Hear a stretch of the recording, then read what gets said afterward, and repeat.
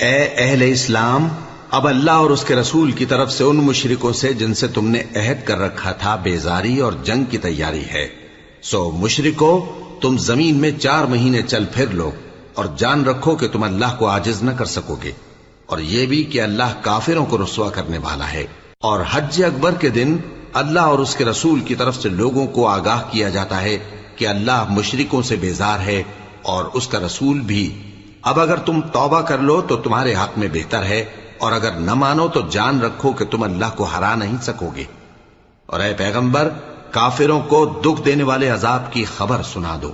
البتہ جن مشرکوں کے ساتھ تم نے عہد کیا ہو اور انہوں نے تمہارا کسی طرح کا قصور نہ کیا ہو اور نہ تمہارے مقابلے میں کسی کی مدد کی ہو، تو جس مدت تک ان کے ساتھ عہد کیا ہو اسے پورا کرو، کہ اللہ پرہیزگاروں کو دوست رکھتا ہے۔ پس جب عزت کے مہینے گزر جائیں تو مشرکوں کو جہاں پاؤ